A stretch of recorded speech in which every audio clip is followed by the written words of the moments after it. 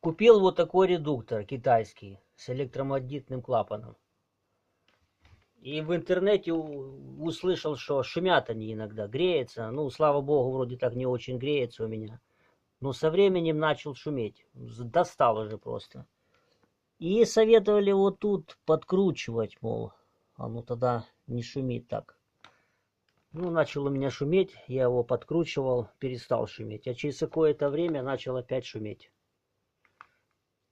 Причем, если в розетку одинарную вставляешь, работает нормально. Оставишь в таймер, там где остальное подключено, начинает шуметь. Ну и, короче, что я сделал? Взял, открутил. Вот, открутил.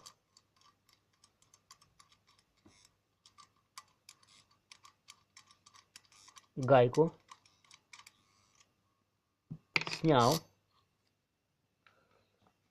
Отрезал кусочек бумажки.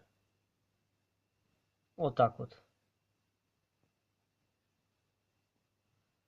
Намотал его, в принципе, вот сюда.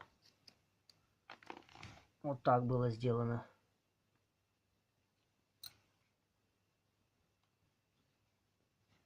На штырь. И одел его сюда аккуратненько. Можно больше бумажку взять, чтобы она была полностью сделала кольцо. Видите, шумит.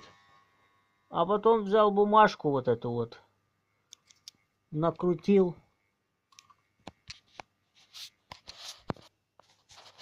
Вот сделал такое кольцо,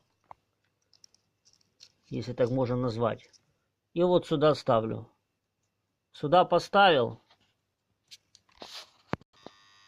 Сюда поставил и одеваю. Вот оно шумит, шумит, шумит, шумит, шумит. Я его подтягиваю, подтягиваю до самого верха. Причем даже гайку не закручиваю. И отрываю лишнее. Можно отрезать, можно сразу померить. Вот так вот раз оторвал. Не знаю, даже что-то осталось там. И закручиваю гайку. Вот так, до упора. И все. И совсем другое дело. Пробуйте.